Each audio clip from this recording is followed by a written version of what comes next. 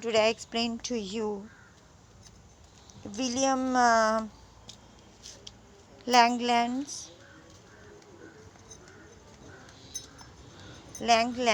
Piers Plowman. Sometime between 1360 and 1387. It's now commonly accepted that Piers Plowman was written by William Langland, about whom little is known.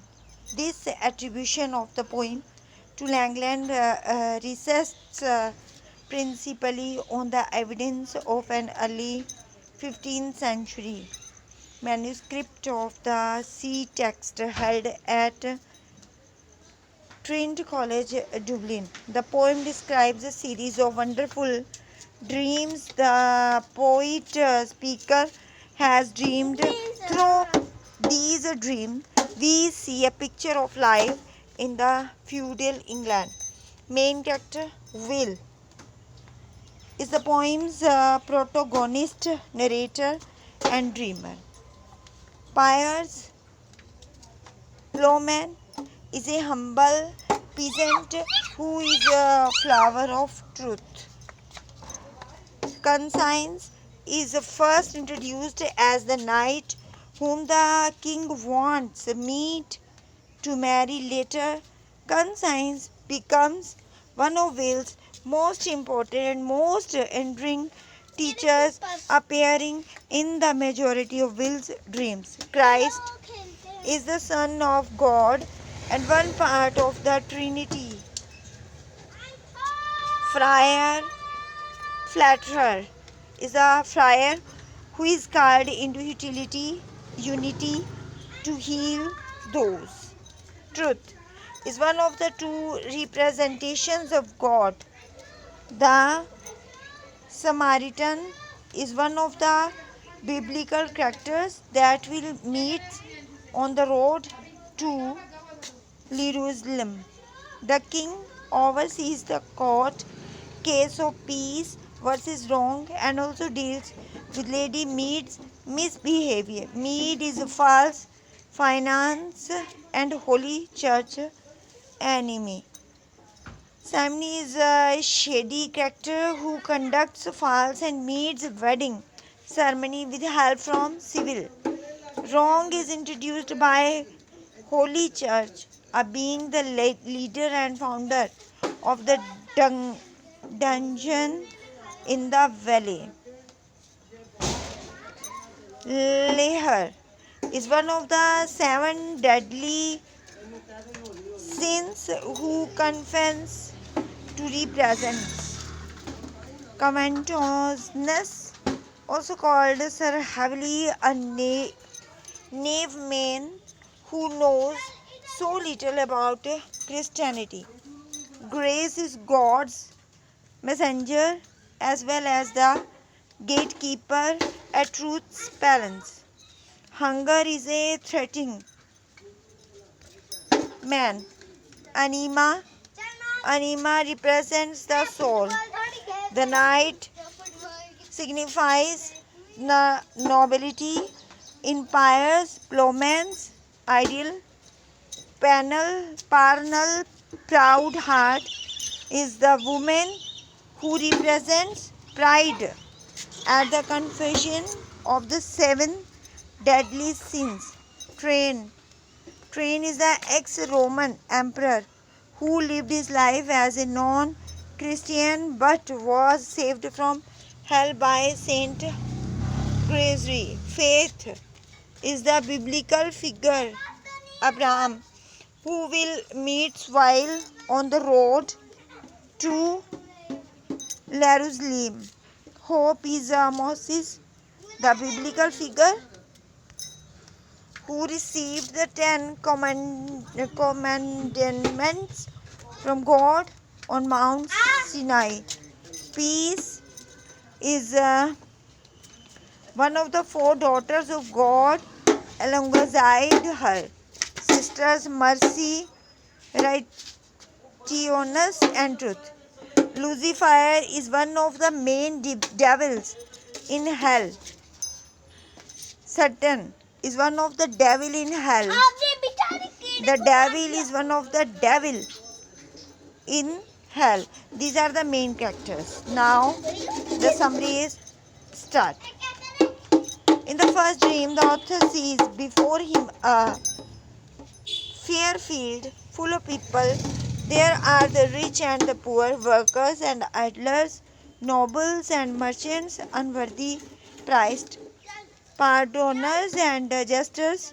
All classes are there. The working people are worked hard to plow and sow, but the idle waste their labor fruit. The speaker also finds all sorts of parasites. Among them are bishops and deacons who, instead of preaching to their flocks, become the clerks at the law court. Rule of the church is given to the cardinals, who possess to no cardinal virtue at all. There are also other religious idlers called the friars, monks, hermits, and the like. All of them tell lies to the people, but a lot of money falls into their pockets. In the dream, the speaker also notices a group of rats rush upon the scene. They discuss how to get rid of a caught cat. One rat proposes that their enemy should be killed, but a mouse says that even if the cat is killed, another will come in the place. So at last all of the rats says, let the cat be. By using the fable story of the rats, the author exposes the ugly feature of the ruling class and sums up the political situation of time. In the next dream, the speaker finds Lady Bribery, who is the incarnation of the corruption of the ruling class and the enemy of truth. Lady Bribery is going to be married to a man called False Fickle Tongue. Though the allegory of her marriage, those who are connected with the royal and ecclesiastical court are brought under the lash. The king is enraged at the news of the marriage, and Lady Bribery is asked by the kings to wed Conscience, but when Conscience is called to the court, he flatly refuses to marry the lady and sets forth her whole manner of the Conscience says that Bribery has corrupted the judges and made it difficult for the poor to get justice. She realizes the guilty, throws the just into prison and hangs the innocent, and she is privacy with the Pope and the lives secretly with the priest as a concubine. When Lady Bribery is asked to defend herself against these charges, she makes an extremely cunning speech. She says that her intervention in all the relation of life is very necessary and important, and she makes the relationship between master and servant, king and subject, buyer and seller go well. Conscience exposes her fallacies point by point. He says there are two kinds of bribery. One, the just reward for service. The other, price of misdoing. What laborers receive is not bribery but wages. In merchandise, there is not bribery but exchange. Lady Bribery has no argument to offer but misquotation from the scripture. She says Solomon declared that those who gave gifts won victory and obtained honor but conscience at once reminds her that she has left out the last part of the text. He that gives the gift shall have honor, but the soul of them that receive it is a bound Cherby. Finally, the king bids them to be reconciled.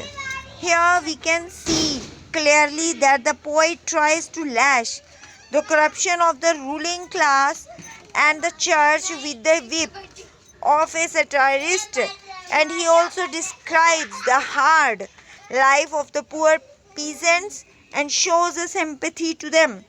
The next part of the poem describes the pilgrimage of the people in secret for truth. In the confusion, Lady Holly Church appears.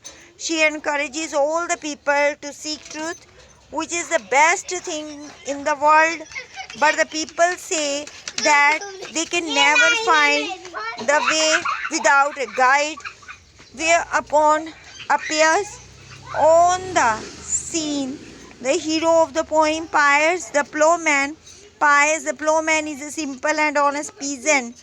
Before guiding the people on their pilgrimage, he says that he must first have his half-acre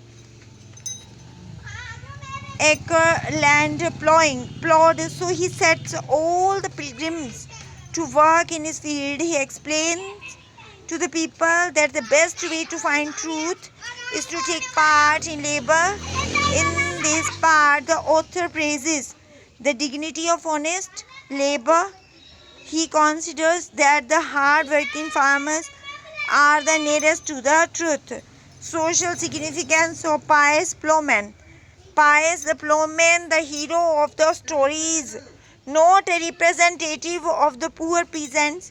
He is one of the well-to-do peasants. He has no intention of upsetting the feudal order of society, and he accepts the existing social relations. This is the limitation of the poem. In spite of that, Piers Plowman remains a classic in popular literature. It praises the poor peasants and condemns and exposes the sins of the oppressors.